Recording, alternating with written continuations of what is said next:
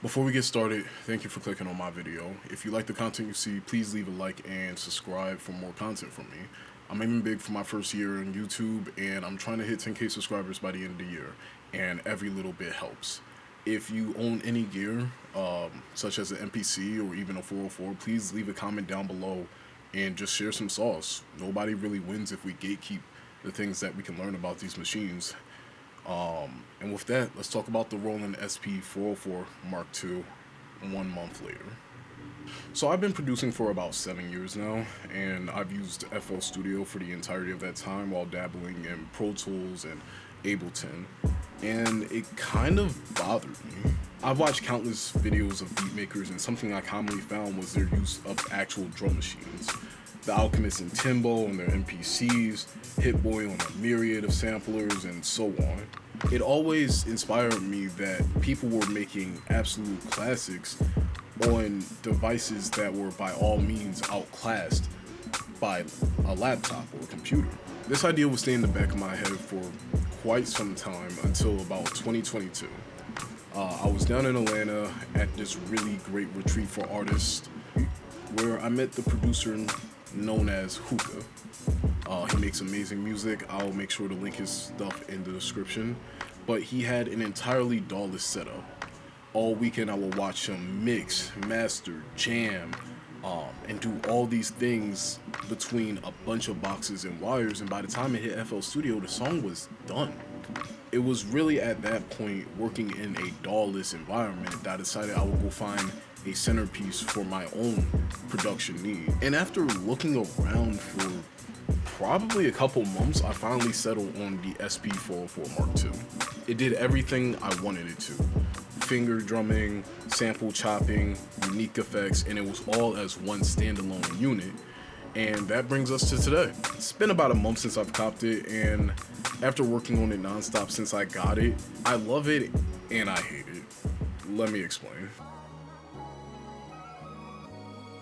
So like I said, this is my first piece of equipment that completely stands on its own and has a completely different workflow to any DAW I've ever spent time with, and I absolutely adore it. The sampling is easy, the best alternative to Serato sample that I could have asked for. With tons of functionality, ease of use, and great tracking, it's exactly what I wanted.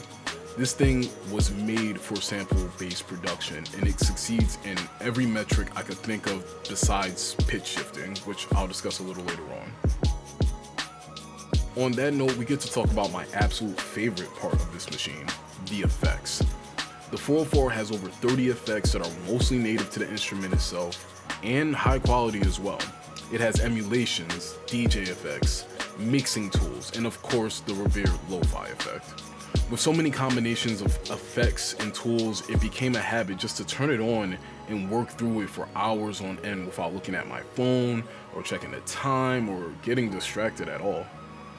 I've seen a few people joke about the fact that this device has a mind of its own, and after owning it, yeah, it absolutely does.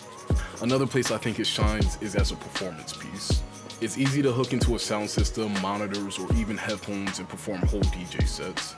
I've personally been working on my first beat set over the course of the last couple of weeks, and your limits are really as far as your mind takes you. You can seamlessly transition between beats and songs, play samples over the music, and adjust volumes. It really does not end. Lastly, I want to take a second to highlight the community around this machine because despite its niche size, it has an insane amount of dedication that I haven't seen anywhere else in my time. Folks like DBI Ace, Sarah Too Ill, Liam Kellen, SP Vids, Jada Wee, like, across their channels, you can find anything you need to know about these devices, as well as a real and pure love for the music that gets made in this process. And if I didn't have access to that content, I'm sure that this first month would have been absolutely hell. So I want to show my love to those creators. Please, if you have the time, please just go check out their channels. They have so much great content in so many different forms and varieties, and I just wanted to share a really big thank you because of the community that's surrounded by people like this. For my first machine, this is everything I could have asked for and more. For better and for worse. And sometimes that more is kind of bad. I know this is my very first machine and I was expecting a learning curve with it, but the learning curve for it is a lot more exponential than linear. You see, there's a lot of functions on the 404, and I found myself getting overwhelmed and at times very frustrated and just ending sessions because at first it was really difficult to figure out, especially on your own. For reference, there are 49 separate buttons, 5 knobs. Most of these buttons have secondary functions when pressed in conjunction with another button or the knobs. There's a bunch of menus you can get lost in. Each bank can hold up to 16 sounds, so you can hold up to 160 separate samples multiplied by 16 unique projects. And to be honest, it's really just a lot. For experienced 404 users and even most drum machine owners, it's probably not that much. In fact, for most people, there are a ton of welcome additions in this model, and I can see why. It's versatile and it's fun to use. Roland listens to the community. They send out huge patches and actively support you.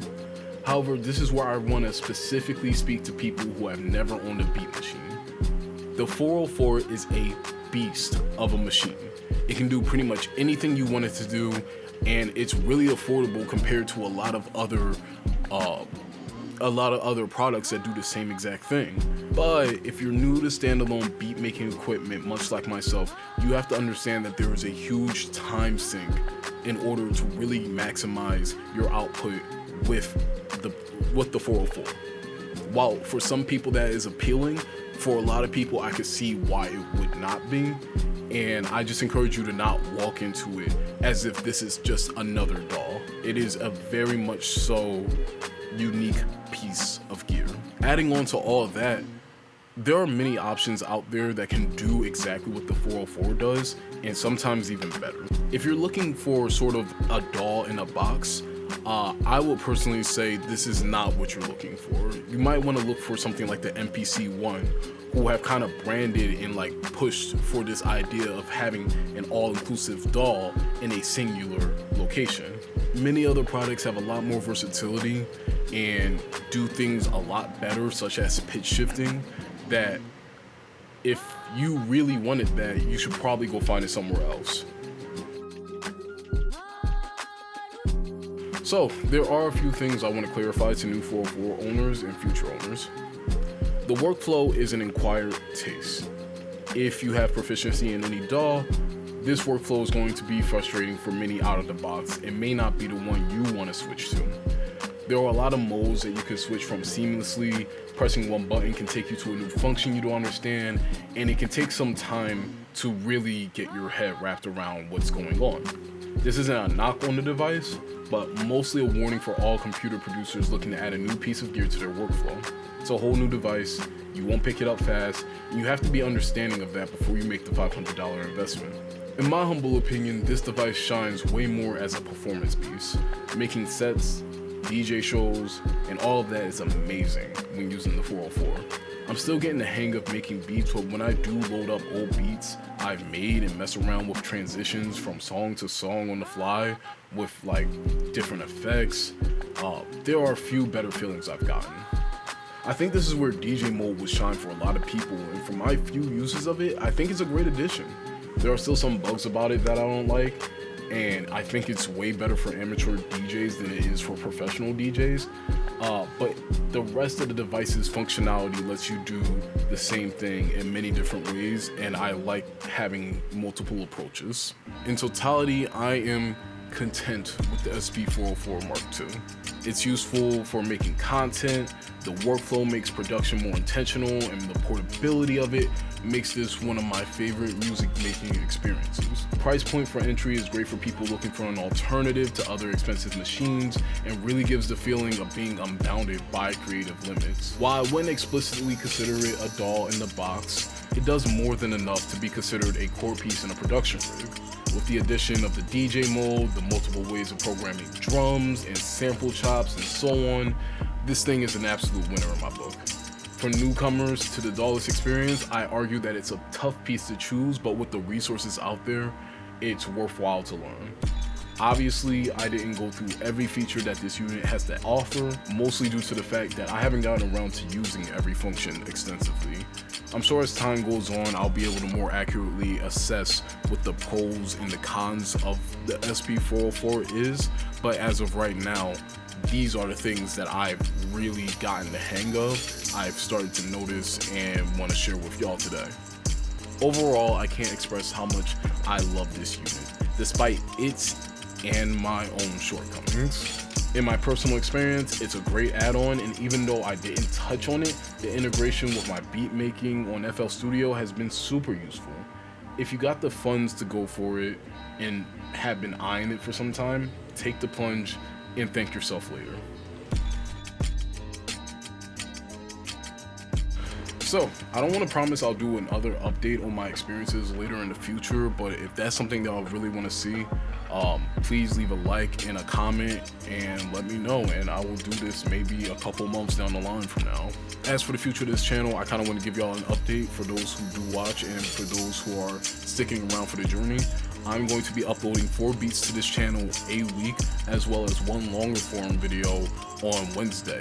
So you will get 5 uploads a day every week. I don't know exactly what I'm going to talk about, whether it's the things I'm interested in musically, gear that I've copped, or whatever comes after that. But if there's anything specific that y'all want to see, please just talk to me, let me know, and I'll do my best to make the content that y'all want to see, so that way we can keep sharing the things that we experience as professional musicians and creatives throughout our journeys. With that being said, I will see y'all next Wednesday. Peace.